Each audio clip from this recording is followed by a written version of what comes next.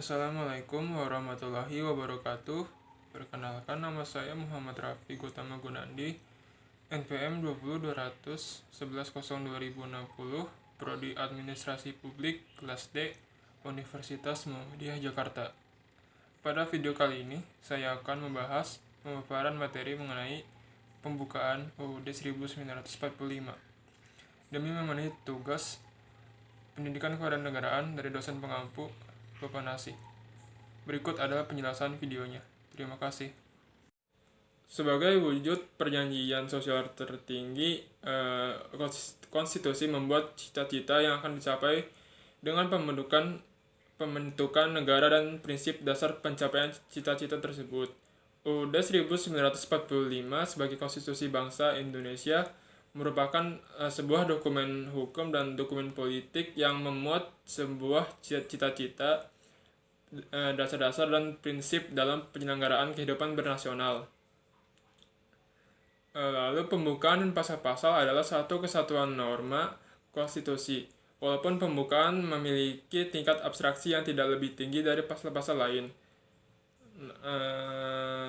Keduanya adalah norma-norma konstitusi yang supreme dan tata hukum nasional atau national legal order. Bagian terpenting dari UUD 1945 yang disepakati oleh MPR 1999 untuk tidak diubah sama sekali. Pembukaan dikatakan sebagai bagian terpenting karena di sana tertuang Pancasila yang merupakan norma fundamental negara atau bisa disebut sebagai Stats Fundamental Norm. Tujuan bangsa ini termuat dalam pembukaan UUD 1945. Dalam alinea keempat yang pertama itu ada melindungi segenap bangsa Indonesia dan seluruh tumpah darah Indonesia. Yang kedua itu ada memajukan kesejahteraan umum. Yang ketiga itu adalah ikut mencerdaskan kehidupan berbangsa. Yang keempat itu ada ikut melaksanakan ketertiban dunia yang berdasarkan kemerdekaan, perdamaian abadi, dan keadilan sosial. Cita-cita tersebut akan dilaksanakan dalam suatu susunan negara Republik Indonesia yang berdiri di atas 5 dasar fundamental.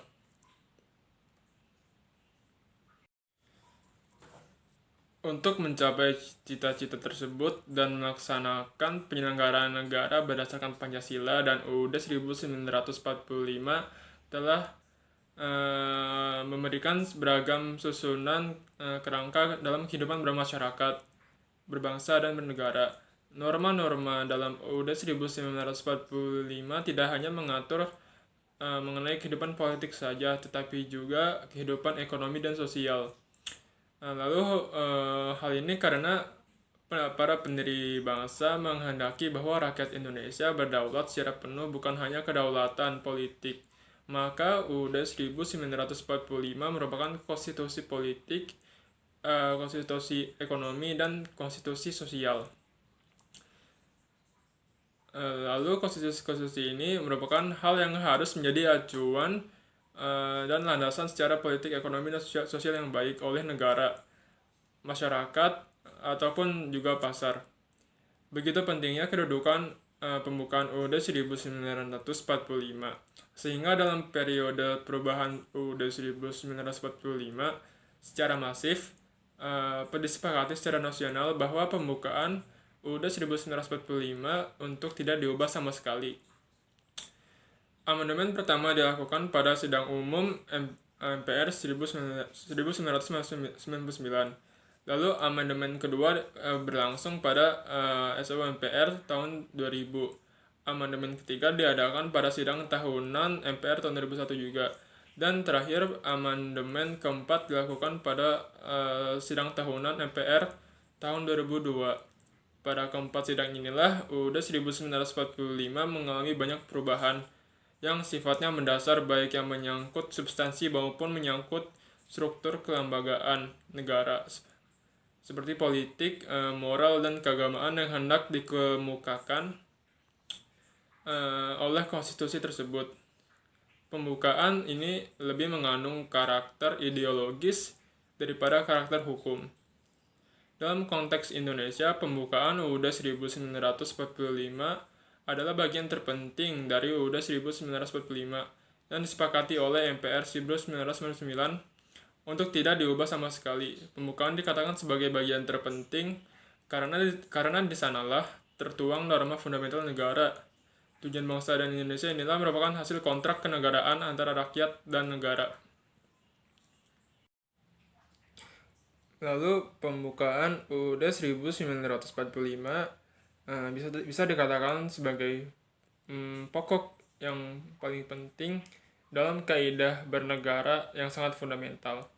Lalu pembukaan UUD 1945 memiliki kedudukan yang sangat penting dalam hukum dasar tertulis Negara Kesatuan Republik Indonesia.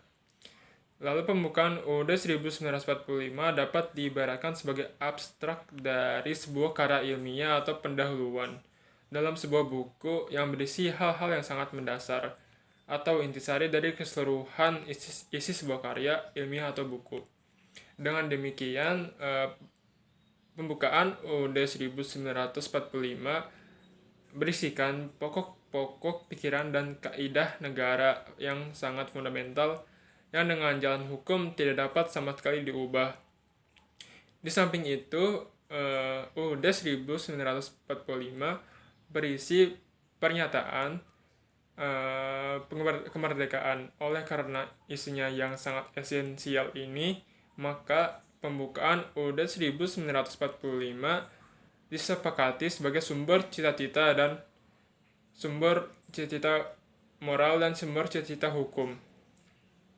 Lalu pembukaan Undang-Undang Dasar dibentuk oleh Panitia Persiapan Kemerdekaan Indonesia atau bisa disingkat sebagai PPKI yang mewakili seluruh rakyat Indonesia yang menetapkan dan mengesahkan pada tanggal 18 Agustus 1945. Adapun naskah pembukaan Undang-Undang Dasar 1945 yaitu bahwa sesungguhnya kemerdekaan itu adalah hak segala bangsa dan oleh sebab itu penjajahan di atas dunia harus dihapuskan karena tidak sesuai dengan pri kemanusiaan dan pri keadilan. Lalu atas berkat rahmat Tuhan yang Maha Kuasa dan dengan didorongkan oleh keinginan yang luhur supaya berkehidupan berkebangsaan yang bebas, maka rakyat Indonesia menyatakan dengan ini kemerdekaannya. Kemudian daripada itu, untuk membentuk suatu pemerintahan negara Indonesia yang melindungi segenap bangsa Indonesia, seluruh tumpah darah Indonesia, dan untuk memajukan kesejahteraan umum, mencerdaskan kehidupan bangsa, dan ikut melaksanakan ketertiban dunia yang berdasarkan kemerdekaan, perdamaian abadi, dan keadilan sosial. Maka disusunlah kemerdekaan kebangsaan itu dalam suatu Undang-Undang Dasar Negara Indonesia yang terbentuk dalam suatu susunan Negara Republik Indonesia dengan lima esensi dasar kepada ketuhanan yang Maha Esa, kemanusiaan yang adil dan beradab, persatuan Indonesia, dan kerakyatan yang dipimpin oleh hikmat kebijaksanaan dalam permusyawaratan dan perwakilan, serta dengan mewujudkan keadilan sosial bagi seluruh rakyat Indonesia. Selanjutnya, pembukaan Undang-Undang Dasar 1945 memiliki sifat-sifat fundamental dan asasi bagi negara yang pada hakikatnya mempunyai kedudukan tetap dan tidak dapat diubah.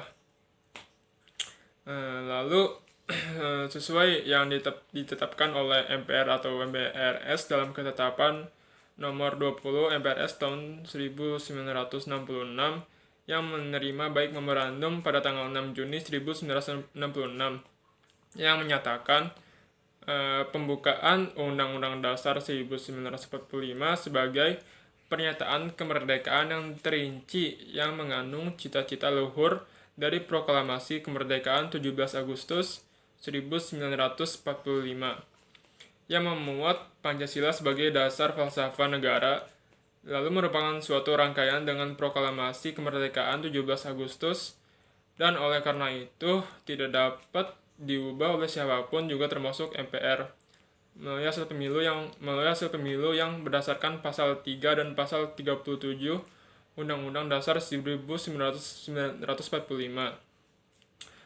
Karena mengebaisi pembukaan Undang-Undang Dasar 45 berarti sama halnya dengan pembubaran negara.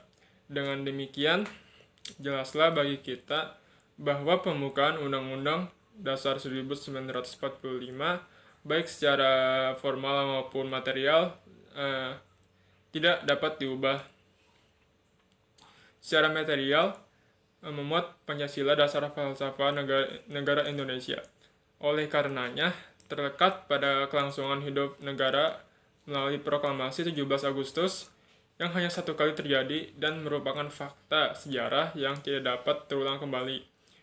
Pembukaan Undang-Undang Dasar 1945 sebagai pokok kaidah negara yang fundamental berisi yang pertama itu adalah dasar tujuan negara, baik tujuan umum dan tujuan khusus. Tujuan umum terdapat untuk ikut melaksanakan ketertiban dunia yang berdasarkan perdamaian abadi dan keadilan sosial. Tujuan umum menyangkut hubungan antar bangsa.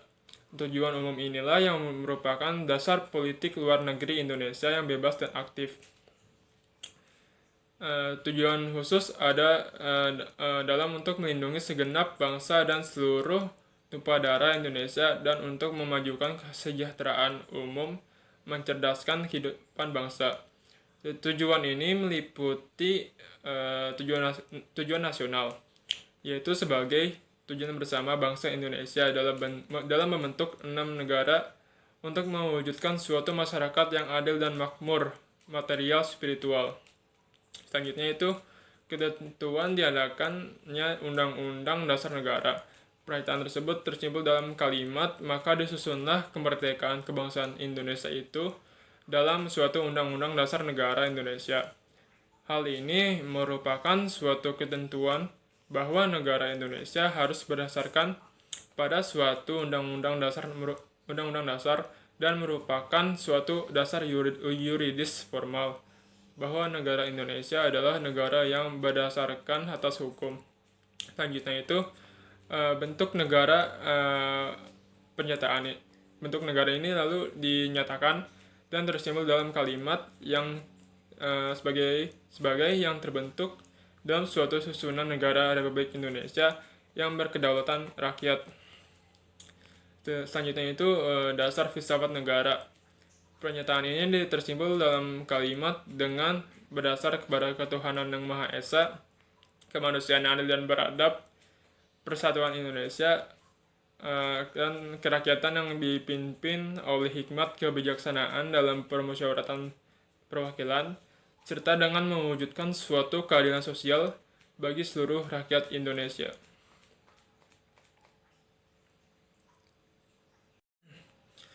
Lalu dari pemaparan materi di atas dapat disimpulkan bahwa pembukaan, preambul atau mukadimah dalam setiap dokumen konstitusi selalu berisikan pernyataan yang singkat tapi sungguh padat. Di dalamnya tertuang visi misi dan nilai dasar sebuah institusi atau organisasi sebagai wadah kebersamaan yang hendak dibangun dan dijalankan bersama. Selain itu juga merupakan pengantar hikmat berisi ide-ide politik, moral, dan keagamaan yang hendak dikemukakan oleh konstitusi tersebut. Pembukaan ini lebih mengandung karakter ideologis daripada karakter hukum. Dalam konteks Indonesia, pembukaan UUD 1945 adalah bagian terpenting dari UUD 1945 yang disepakati oleh MPR pada tahun 1999 untuk tidak diubah sama sekali.